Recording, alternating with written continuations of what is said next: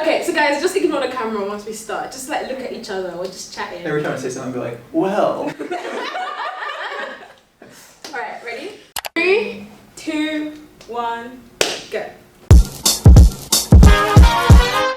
Hi guys, welcome back to my channel, Seuninscience. I'm Seun and I'm in science. And today we are continuing on the series where I'm going around and having informal conversations with fellow scientists here at the institute and even outside of academia. And today I am joined by these lovely people who are going to go around and introduce themselves and just be able to show you the vast array of what a career in science looks like. There are different stages of the career. Some are PhD students, some are technicians, some are postdocs, and I've got like upcoming interviews with PIs. And let's begin. So let's start from this side. I'm Medhi. I'm a second year PhD student in Kevin Shilut's lab at the Stem Cell Institute. Great. Hi, I'm Celine. I'm a postdoc in the Stem Cell Institute as well. So hi, I'm Andria. I'm a research assistant in Brian's Hendrick lab. Great. I'm Elena. I'm a postdoc in Jenny Nichols and Kevin Shalut lab.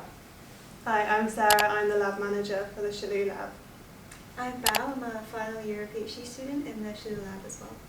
Great. Okay, so let's get started. Now, one aim of these chats is to really show to you guys that the people who are currently in research did not always think that they were going to be researchers. And I would like to kind of focus the first part of this chat on that, of talking about your experience, like when you were a teenager, like the subjects that you did at school and how that influenced your decision to chase a career in academia and what maybe your future goals are. Like the fact that, I mean, for you guys, Bao and Medhi, you're doing your PhDs, but it doesn't necessarily mean that you're going to stay in academia. So I'd like to really kind of focus on that aspect. So if we just like go around, we'll start from Bao this time because it's starting with Medhi.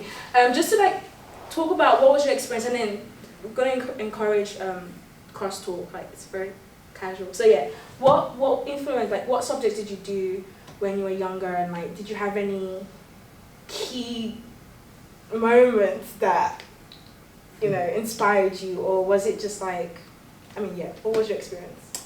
I mean, I've always liked science. I wasn't aware that PhDs were going to be that easy. Like, to me, I thought PhDs were like for geniuses only.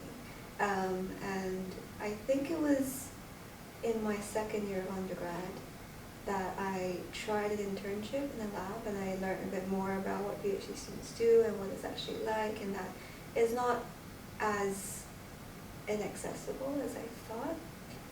And that's when I decided to do a PhD. But I've always liked science. But I think it was in my undergrad where I realized this is what I really like. So would you agree then, or what do you think of, I think for me, like in my personal experience, when I thought of a PhD when I was younger, it felt like this really intimidating thing that I could never ever do. Did you also experience that? And was it you know, going into that lab and doing that internship that kind of opened your ideas up a little bit? Like, how did that mindset, or how did that change?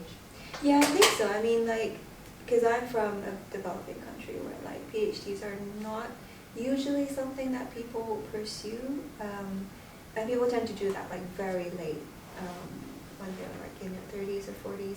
So I always thought it was like a very difficult thing to do.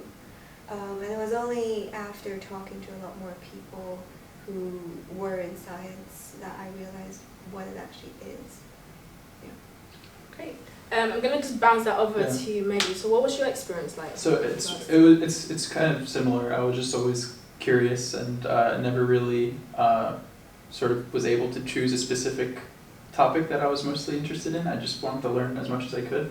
But I agree with Bao that sort of from what got me sort of more interested in pursuing academia was my experience in an undergraduate research lab. And, so yeah, I was an undergraduate researcher. I had no idea what research was. I just knew that there was a lab that did stem cell research, so I just put myself there. Really, sometimes it's really about how much you put in to that. So they never asked anything from me. Like, they never told me to show up to lab meeting, blah, blah, blah. I just figured out when it was, and I showed up.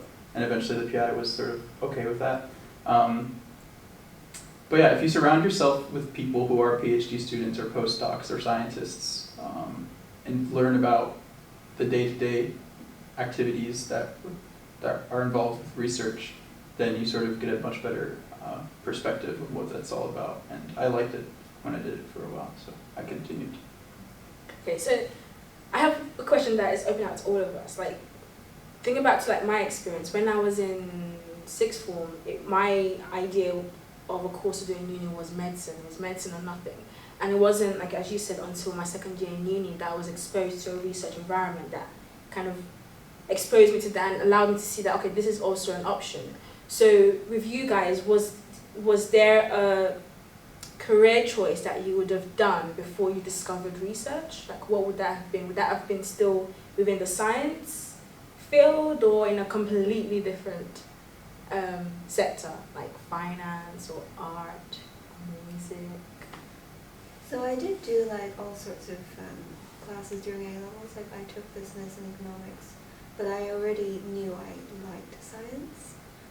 But I originally thought I was going to do medicine. But I think that came mostly from the fact that I didn't know what was available. Like I liked science and I just thought, well, you know, medicine seemed like the normal route to go. But then, you know, I was exposed to more people and I realized like within science there's so many different things you could do that's not medicine related. Exactly, guys. More things than medicine. Okay, so I'm just gonna push off to Sarah. Can you talk about your experience, like what, you know, with your role as a... I'm the lab manager. Okay, say that again, Sean. Your role as a lab manager. You know this. So in your role as a lab manager, like Yeah. what were your choices? What made you decide to take up this role?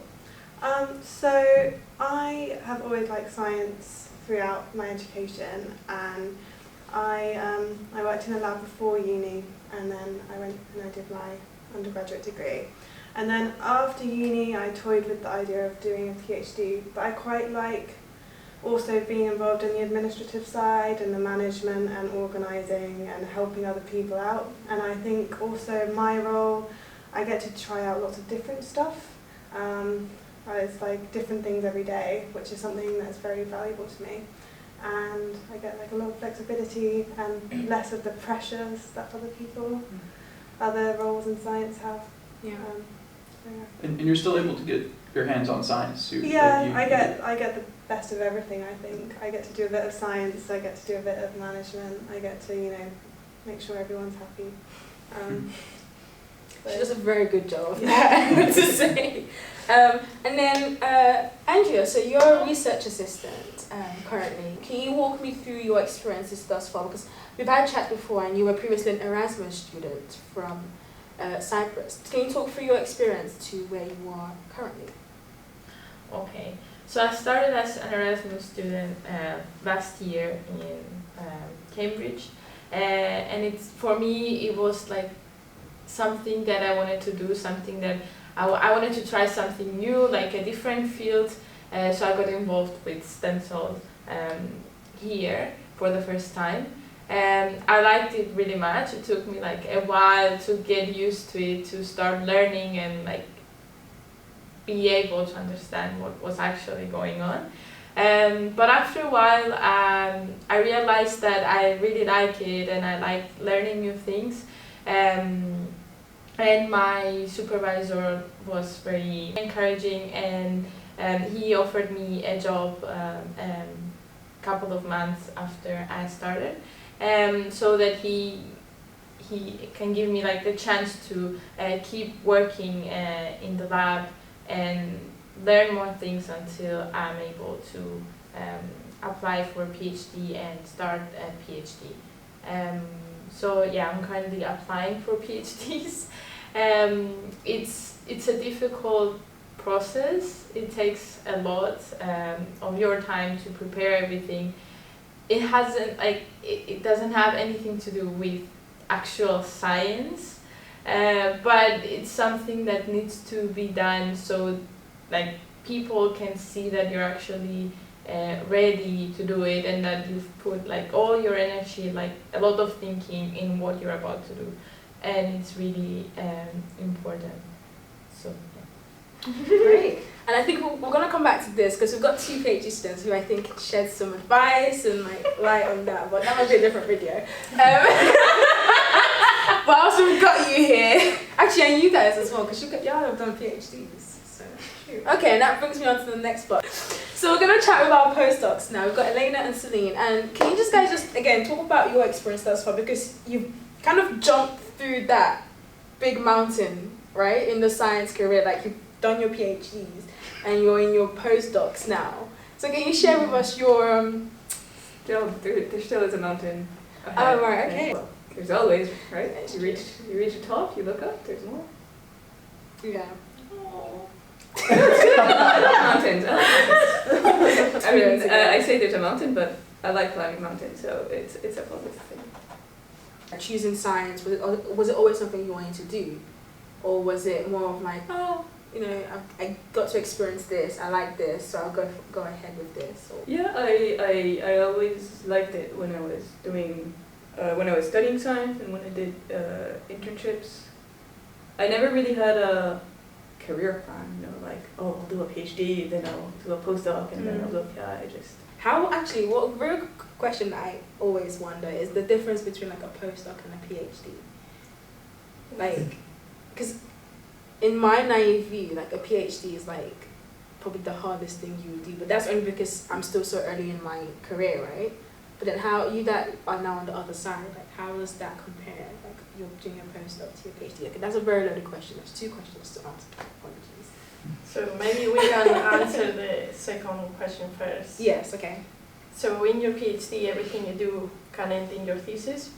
As a postdoc, if you do something and it doesn't work, it will just go nowhere. So what I mean is that as a postdoc, after a publication, it has to have good results. So negative results usually don't go so much into papers. When you're a PhD student, negative results can still count for a thesis. So obviously there's a lot of pressures as a PhD student to get your thesis. But as a postdoc, it's more the pressure of like what you do has to be good in that sense, and you're considered more of an expert than a learner. So yeah, the pressure is different, and I think there's more pressure on generating good science because people assume that you can't do that because you're already got your PhD. I don't know what you think. I think that PhD is more formatted. I mean, formatted is not the word, but it's more constrained in terms of like dissertation format and time frame. And as Elena said, at the end you hand in a dissertation, so you sort of know what you're working towards. And it's true that in a postdoc, well, you can spend 2 years, and if there's no paper out of that, well, that's everything you do works towards a paper or maybe towards the next step of your career, but you're not guaranteed that outcome. Yeah. With a PhD, you're not guaranteed to graduate, but the actual graduation is not the hardest part. It's the experiments and the lab work. And PhD students are usually really good at figuring all that out. So. Great. Okay, so let's then address the first question, like your experiences so far. So did you have, like, what were the subjects that you chose? And I mean, I always go back to like what Val said, like before she was exposed to research, she thought maybe medicine would be the way to go. Did you have this a similar experience? Or I definitely did not want to do medicine. I had been exposed to research early on just because both my parents were scientists. They are actually biologists, so I decided obviously not to do biology. Rebel! So fast forward 10 years later, I'm doing biology. Not so rebel! Physical biology. Physical biology, yeah. In undergrad, I did try a few different things, and I quickly drifted towards sort of biophysics, physical biology, and I liked it. So without ever wanting to do a PhD, it was not my ambition since a little girl. But I sort of fell into it, and I always liked it, so I was like, why not? Yeah. And because I knew about it, I wasn't maybe intimidated. But I remember one choice in high school, so a long time ago, where in the French system you had to choose at the time between pursuing science, so maths, physics, biology, or humanities. And I like both, so like, I don't know what to do. And then I asked myself, what am I willing to drop? And if I had pursued humanities, I had to drop maths and physics. And I'm like, oh no way. I'd rather drop the literature, philosophy. Maybe it would have helped, I don't know. So yeah, maths and physics were my favorite topics. There's room to evolve. Like what you do now is not what you're going to do in 10 years. Yeah. At least that's what I've done so far, and I hope it's still going to be true for the next 10 years. I like that strategy of what can you live Exactly, without. I was going to point on that. Yeah. That's a good way to That's a good way to think. And I like that you point out that it's not like if you do a PhD on something doesn't mean the rest of your career has to be on that there's always room to change. Yeah, there's room to learn. I mean, the point about science and research is that you're always, as Medhi was saying, you're always learning new things, and that's the excitement. Yeah. And that's what's driving us to stay in science. Great. Sarah, I remember what you mentioned earlier. You said that you worked in a lab before you went to uni. Yeah. How did that happen? Like, So I was at Sixth Form College one day, and there was an email that they would send round, and there was an opportunity to work in a lab at the University of Cambridge as a gap year thing. And just by chance, I read that email that day, and I applied for it, and I got it. So I worked in a lab for a year. The plan was to go travelling, but it didn't happen. oh, that's really cool. You mentioned yeah, that so you're already interested in science. So did that kind of just solidify that even more, or? I think, so I was already interested in science, and I'd already got my place at university. To do my degree, I deferred it because I wanted to have a gap year to save some money and travel. I saved money, didn't travel. And so yeah, so I was already doing biology and chemistry at A level, and then so I did that job. I suppose that kind of opened my eye up to research as well. I always thought I'd end up being like a science teacher or something like that. So the kind of passion for science was there, but maybe not the knowledge of what you could do with a career in science. Great. Yeah. Okay, so now the next big question is like future prospects. That sounds so formal. Like, what do you want to be when you grow up? Because we ain't grown yet. We're still babies. No, we're not saying that. Hold on. Okay, so we're going to talk about what our future prospect is, and also I think on a bigger scale, the future of science, because just today we had a talk from someone at the Welcome addressing how researchers feel in the work that they do. So what is your current experience as a researcher? Like, is it something that you would recommend? Because there was that really that statistic where about 82% of people currently in research like what they do and they're proud of it, but only about 27% would actually recommend that to anyone. Do you think your experience so far would reflect this as well? Or? I mean, I definitely like what I'm doing, and I would definitely recommend it to someone. I think the main thing is that because research is quite hard, like in the day-to-day life, you deal with a lot of failures and experiments, but that's just, a normal hurdle to get over. So I think I would say I would definitely recommend it, but only to people who really have that passion for science. I don't think it's for someone who, just has a bit of interest in science, and I would definitely say, if you're interested, go and try it. You never know how much you really like it until you try it. Like do internships, and that's what I did, and I would definitely do that first. But if you've done an internship, you've done research, and you've talked to people, and you think that you will like it, then definitely go for it. Can I kind of jump onto that? It is important to try, and there are day-to-day frustrations, so I agree with everything that Bao said, basically. But there's also different ways of doing research. There's different fields. You can be lab-based, you can be computer-based. there's not only university research. I mean, a lot of doing a PhD in a university is a huge chance or privilege.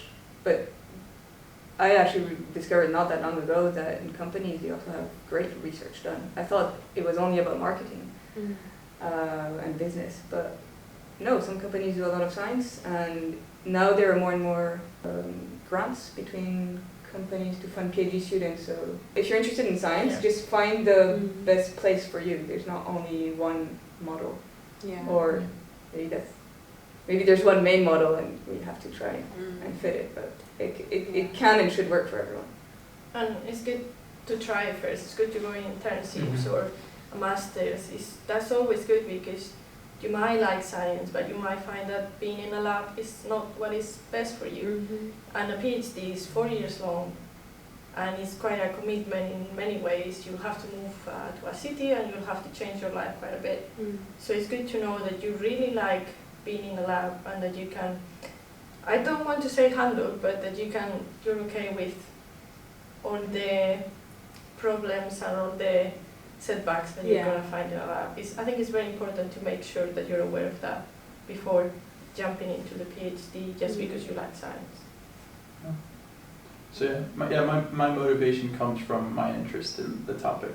So and thankfully science there's so much breadth that you can, if you explore a bit, find something that you find yourself excited about positive results for. And even when you sort of lock yourself towards a certain project, even during your time as a PhD student, you can direct the project in a way to do things that you enjoy doing. So if you like a certain kind of experiment or like a certain kind of analysis, you can focus your project on something that you actually enjoy doing.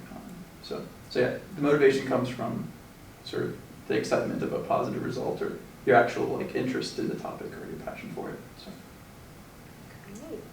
So okay, for Bao and Medhi, you guys are PhD students. At this current moment, what are your aspirations? Are you hoping to stay in academia or move into industry? What are your plans?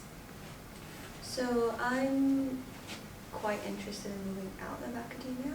I still love science, but I think what I love the most about what I'm doing right now is the opportunity to learn about many different areas and learn many different techniques and come up with new solutions. So in that sense, I think my interests align more with industry and also possibly consultancy, in technical areas.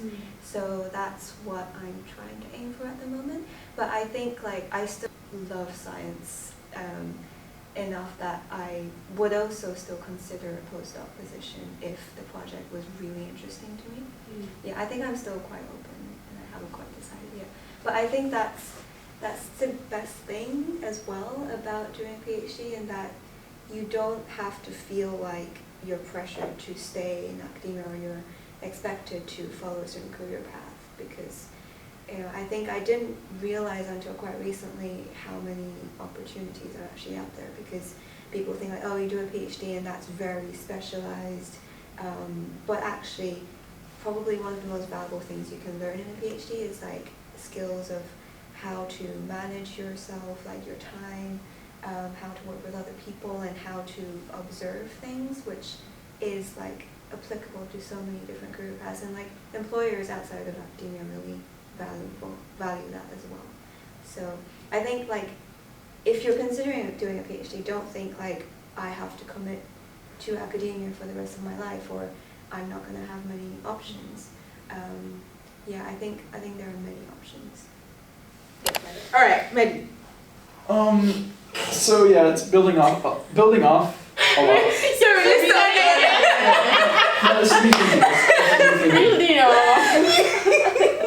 Sorry. So yeah, my answer is also going to build off a lot of what Bao said. I'm primarily interested, although I'm early in my PhD, in sort of staying in academia. I'm sort of planning on pursuing postdoc afterwards, and I'll be on the search for opportunities to go on pathways that could eventually, hopefully, lead to some sort of group leader position, so I could have my own lab. But getting there is quite challenging, and I'm aware of that. So it's important to go in knowing that it takes a lot to sort of get an opportunity, especially as a young scientist just getting his PhD. So being aware of that, it's good to know that there's plenty of other opportunities available, like Bao said. So yeah, I'm open to alternatives as well, but I'll probably pursue a postdoc after I graduate because I like doing science of the stuff that I studied. So. Okay. What about you guys? Postdocs. Are you planning to still stay in academia, or do you see yourself shifting probably towards academia? What about you guys? Do you see yourself still staying in academia or shifting probably into industry at some point? So in my case, we just got a grant, which means I can extend my contract a bit longer. Yay! Which is which is like because we build our postdocs life in this kind of thing, right? So we have 1.5 years and then we have 3 years, this kind of thing. So to be honest, I never look any further than that. So I will continue working what I'm working at the moment and that I enjoy. But at this moment, I don't see myself becoming a PI in the future. But I know that these things change a lot because when I was doing my PhD, if you ask me the first 2 years, I say I will never do a postdoc. And now, on my third year, yeah, I think to me, for example, in that case, it came when writing up, because that's when you actually see the entire picture of what you've done and you can put more perspective into how much you enjoy doing science. So I tend to not look much further than like the contracts we're having. Something I thought I might try to do in the future is work for the World Health Organization as an embryologist and try to bring a bit of perspective into that. But That's great. those things change so much. Yeah. What about you, Celine? I sort of have to try and look forward because I probably won't be here very long. I definitely still want to stay in research and science, but I'm also keeping my options open. I'm not sure I will stay in academia, so it could be research in industry, or it could be another postdoc if I find one that really fits. It's not decided yet. Great. I think one thing I also want to stress is I think what you guys have shown that there isn't a clear formula when it comes to your career in science, right? You don't have to stay in academia. You can go into industry, and I know that through your application process, there's a PhD funded by AstraZeneca that is encouraging this integration between academia and industry, where they're funding your PhD, but then you're given the opportunity to create links with those in academia and those in industry. And I know that they also fund some postdocs as well. So I think in the day and age that we are, there's a bit of a modern view on the career path, right? You don't have to stay, in industry, or you can have your legs in both of them, and I think that's also important in regards to the work that we do as researchers, right? And the things that, especially when it comes to translational aspects, you want to have more integration with those who are clinicians and those who are doing the basic research, so that these things are being pushed forward. You don't just have people who are working in isolation and there's no middleman, there's no person who's able to understand both aspects. So I think there's another bit that was just to stress that just because you know that you want to be in science doesn't mean that you have to follow this formula that most people already have. Okay, let's bring it to a close. I want to ask a random question. So, do you have any pet peeves or things that grate you when it comes to research or working on data? Because then, if it's that, Don't put the TC wrapping paper in the autoclave bag. Yes! That annoys me so much. Oh my god. It makes my blood actually boil. #green impact at JCBC. Alright. And then first, don't put gloves in there. Oh, gloves in the black bin. Oh, Sarah is triggered. The lab manager rises. Triggered. I make so many posters about waste streams and they're just ignored. Yeah, I think those posters thing, you're not receptive to it after a time. It just becomes part of the background, right? Yeah. But I think it's something that people need to. Do you have any pet peeves, Celine? It's not really. I mean, apart from just now, I'm gonna say delamination, but It's specific to her protocol. it's very specific to just this moment. Okay, Medhi? Is life just oh great? yeah, storing media reagents in translucent containers. Oh They're, yeah, they're photosensitive. Why people don't switch off the light in the corner? Yeah, no one switches off the light in the Oh, cold room. yeah. Oh, the problem. And there's a lot of exposed medium. Thank you guys so much for taking time out to have this lovely chat. I hope you guys have enjoyed it and it's been insightful. And don't forget to like, comment, share, subscribe, and I'll see you on the next one. thank you, Sean. Yeah. Oh gosh!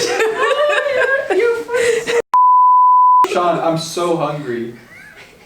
So am Any I. more questions? So science is good for your health.